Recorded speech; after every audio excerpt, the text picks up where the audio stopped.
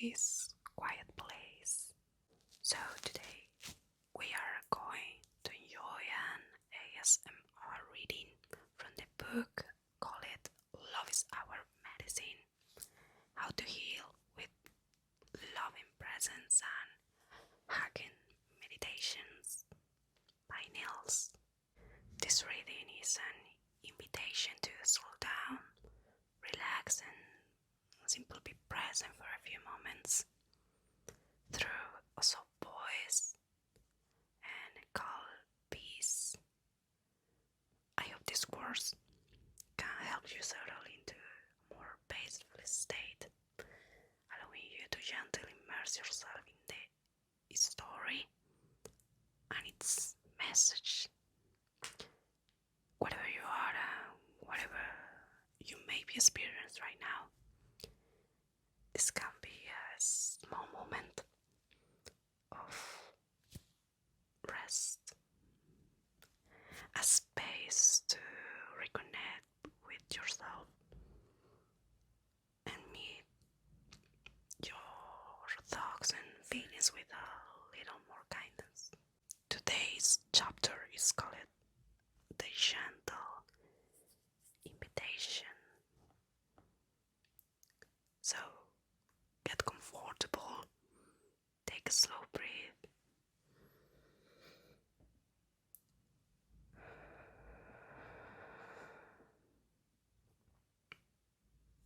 and allow yourself to relax. Let's begin. The Gentle Invitation. The studio was not what Selena had expected. There were no sparkling crystals or flowing silk veils, hinting at other realms. Just a spacious room, bathed in soft, natural light. The air was filled with the subtle essence of herbs, mingling with something warm and grounding, like rich earth. Her knuckles were white as she clutched her handbag, her shoulders already hunched up defensively. This was a new level of vulnerability. She was stepping into the unknown, both metaphorically and literally. She was there to begin her transformative one-on-one initiatory journey, entering the personal space of an energetic heart and soul companion, not as a guest, but to become a guide herself. She was determined to discover her own capacity for healing and unconditional love. Then Taran entered. He wasn't grand or imposing, yet his presence filled the room with an almost visible stillness. In his mid-40s, he had a grounded, unhurried appearance, and his eyes, a striking shade of deep brown, held an ancient wisdom and unwavering kindness that somehow infused Selena's practice. The teachman, his large, warm hands rested in a relaxed posture at his sides, signaling a nurturing presence even before he spoke. "Welcome, Selena," he said, his voice a calm, rather than offering a handshake. He extended his arms in a slow, open gesture. "Thank you for coming." Selena hesitated, her breath catching in her throat. Part of her wanted to retreat. This was it, the moment of true intimacy she had felt so profoundly. Her mind, ever the vigilant protector, was racing with anxious thoughts. What if I mess up? What if he expects something? But there was something in his eyes, an unwavering acceptance that pulled her forward. She stepped into this embrace. It wasn't a quick casual hug. It was a long, conscious embrace that went deeper even than anything Selena had experienced with her former boyfriend. She could tell that Taran didn't want or expect anything from her, and this felt really good. His warmth enveloped her, steady and comforting, and she felt a surprising softening of the tension in her shoulders as their chests pressed together.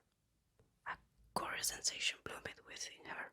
It started as a faint vibration in her heart, resonating with a deep, long, and sweet longing she had carried with her all this time.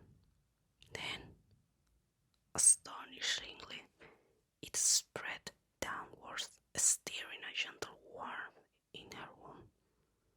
This energy was confused, not threatening or explicitly sexual, but undeniable, potent.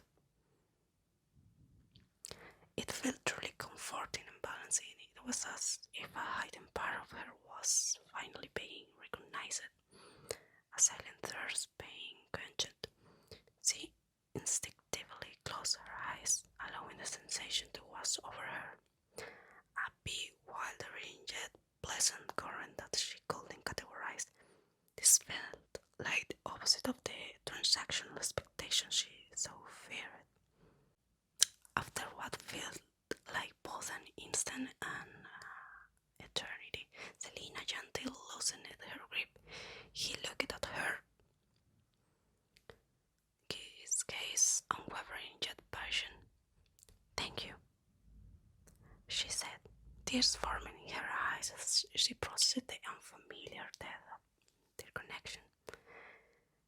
"Before we start any practices, it's important that you feel completely safe and comfortable in this space," Taran explained it in a clear, unhurried tone. "My intention is always one of unconditional acceptance. You are always free to set or change any boundaries at any time. There are no expectations here beyond your own comfort and willingness to explore." He paused, allowing his words to sink in. "We also have a safe word. If at any point you feel uncomfortable or want to take a break, you say, 'Aris, it means I need to be here now.'" Selena blinked. "Aris." The clarity was disarming. There would be no subtle hints, no guessing games, and no silent struggles as she would typically engage in.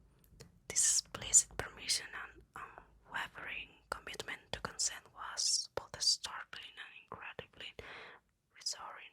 It ended the profound anxiety she hadn't realized she had, the fear of being misunderstood and of her natural desire for connecting, getting twisted. This was in stark contrast to the old paradigm, where boundaries were often unspoken or disregarded, particularly in relation to women and physical proximity.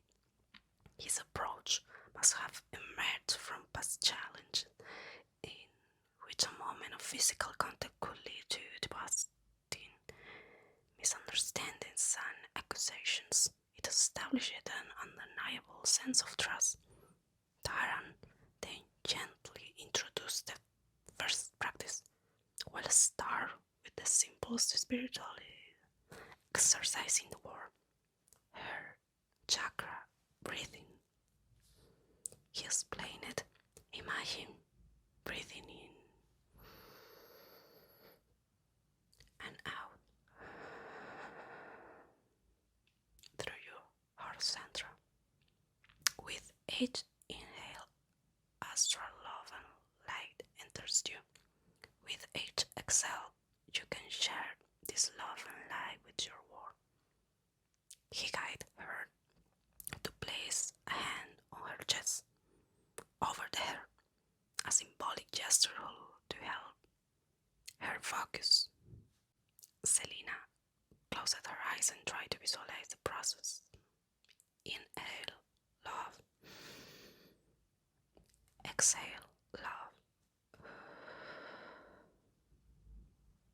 Simple, yes.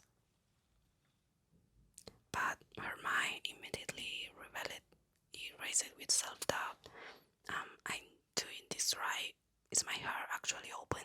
This feels silly. What if he's judging my breathing? The ghost of perfectionism. I said, you're falling behind. You should be strong by now.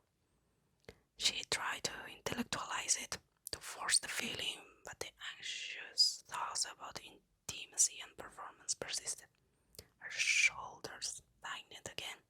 Sensing her struggle, Taran spoke softly. There's no right or wrong here, Selena. Just observation. Just being. Our ego often complicates things in an attempt to protect us from perceived vulnerability. It's okay. Just gently bring your awareness back to your heart without judgment. His words, direct yet compassionate, seemed to bypass her usual defense. He understood the cause of radical responsibility, the way the ego tries to protect us even from love. She took a tentative breath, trying to let go of the mental grip. Slowly, almost imperceptibly, something shifted. For a fleeting moment, the racing thoughts calming down, she felt a faint, warm pulse in her chest, a subtle internal glow. Perhaps what stirred was Lumen, the inner presence of light and love, as truth began to open the way. She imagined the light radiating outwards not only within herself but also expanding and creating connection with the outside world. It was a delicate, emerging sensation. For a few precious moments, she consciously experienced and shared a gentle stream of astral love and light. The silence was no longer heavy, but sweet. The loneliness, usually a persistent ache, acid was replaced by a tentative sense of being truly seen and held within that shared energetic space. Selena felt a flicker of hope, a whisper that this gentle, grounded approach might indeed be the path she so deeply craved, allowing her inner love to flow freely. This path was not about forceful transformation, but about simple opening up, step by step, conscious and cautious. She recognized Taran's ability to reconnect her with her heart, shifting her focus from an ego-driven mindset to a we perspective. Within seconds, this first gentle invitation had already begun to unreveal the tight knots of her repressed self.